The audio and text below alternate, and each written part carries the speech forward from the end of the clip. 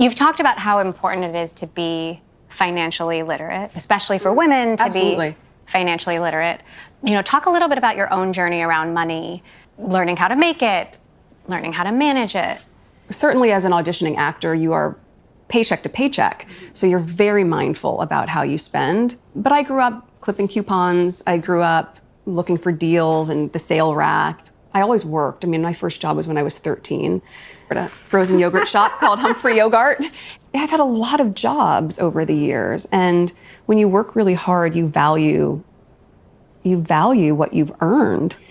So I think that translates into how I invest, it translates into how I spend, what I teach my children, and I think it's incredibly important for young women, especially, to have a sense of why it matters for her to earn her own money and to be able to be financially independent. That's not about anything other than being self-reliant, and the more that you're able to take care of yourself, especially as a woman, then you're making practical choices in your life that are not hindered by a need being met by someone external. Taking care of yourself is so key, and it's the most empowering thing in the world. In a world where celebrity stories often vanish into fleeting headlines, the voice of Meghan Sussex, Duchess of Sussex, continues to echo across continents with striking clarity and purpose. Her recent appearance with Emmy-winning journalist Emily Chang brought forth not just another soundbite for glossy magazines, but an intimate revelation of values and convictions that have defined her journey and reshaped the conversation about women, power, and independence. Meghan's words: "I grew up clipping coupons, working at 13 and learning the value of every dollar. It's vital for young women to earn their own money and be financially independent. Empowerment starts with self-reliance." Might sound simple at first glance, but within them lies a manifesto, a declaration, and a reflection of a woman who has fought her way through layers of expectation, criticism, and systemic barriers to embody what millions of women worldwide aspire to achieve: financial and personal autonomy. To elongate her narrative is to trace the arc of a woman who began her journey in a modest household, grounded in lessons of resilience, frugality, and determination. Meghan's mention of clipping coupons is more than a memory. It is a symbol of early resourcefulness, a childhood recognition that nothing comes without effort, and that money, however little, must be respected. For a young girl who would later step into the gilded halls of royalty, those early lessons were not erased, but sharpened in contrast to the extravagance and opulence she would one day confront.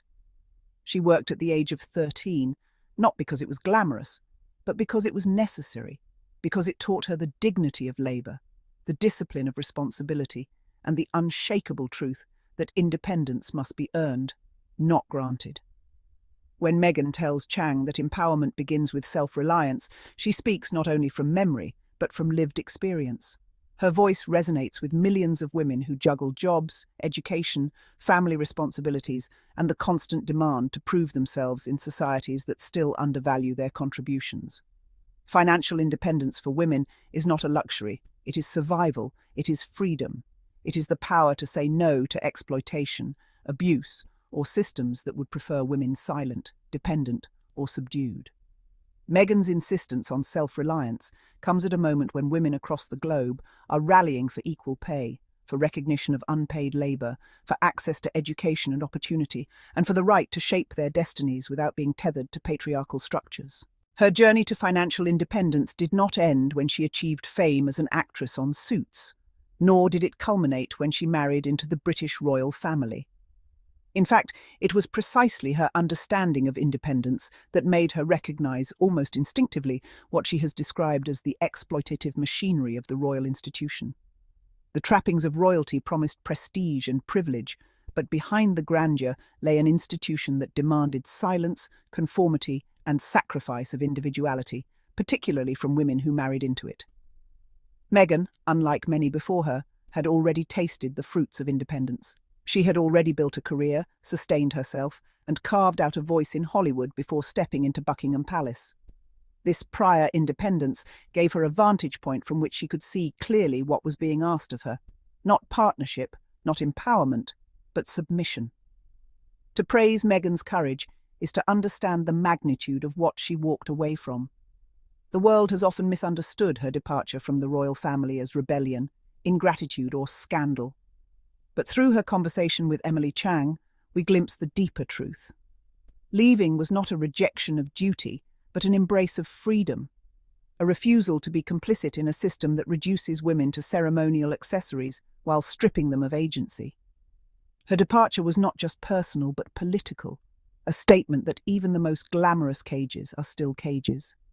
In this light, Meghan's story becomes a parable for every woman who has been told to stay silent in the face of injustice, to endure a toxic workplace, to remain in an unhealthy marriage, or to accept less than what she deserves. The effect of Meghan Sussex on global women's empowerment is not confined to her own words. It is seen in the ripples she has created across cultures and continents. When she speaks of financial literacy and independence, women in Nairobi, Mumbai, Los Angeles, and Sao Paulo hear her. They recognize in her words the universal struggle for dignity and self-sufficiency.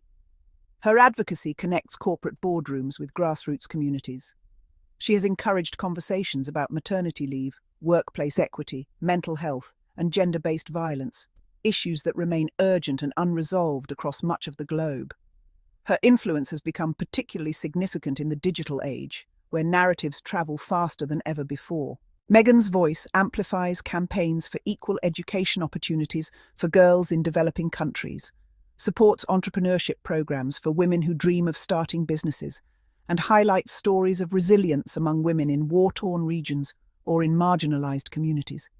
Every time she draws from her own journey to remind the world that empowerment begins with self-reliance, she legitimizes the struggles of countless women who fight daily to claim even a fragment of autonomy. Praising Meghan Sussex is not simply to admire her style, her grace, or her fame, but to honor the risks she has taken to live authentically.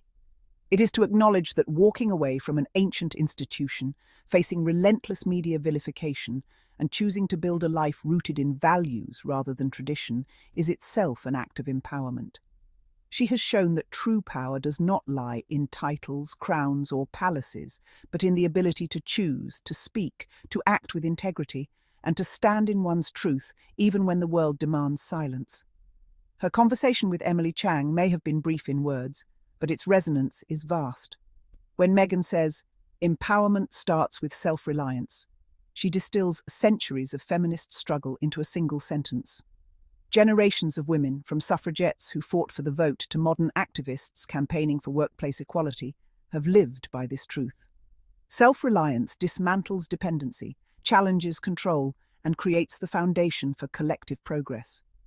Meghan's ability to bridge her personal journey with global advocacy makes her not just a symbol, but a catalyst, reminding women everywhere that their worth is not contingent on external validation, but rooted in their ability to sustain themselves.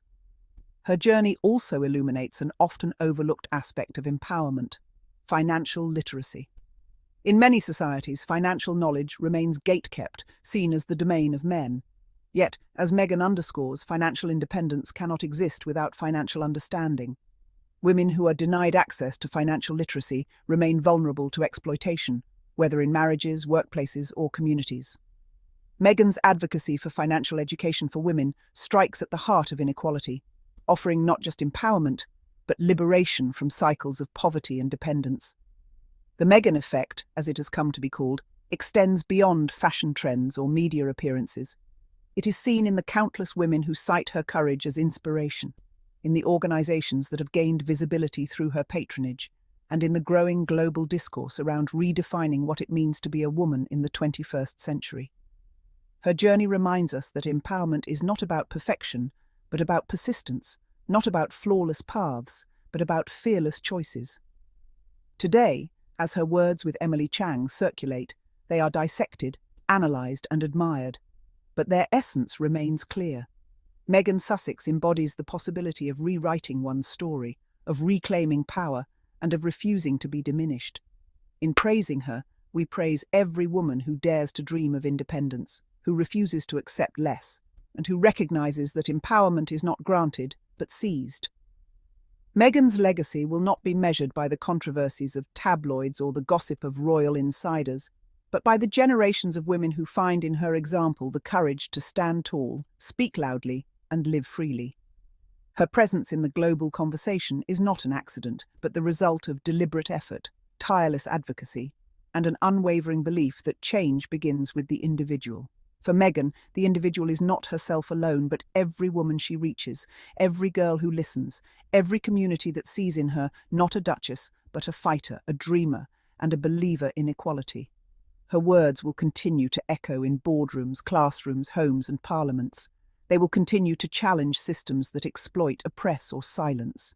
They will continue to remind us that empowerment, in all its forms, begins with the courage to be self-reliant.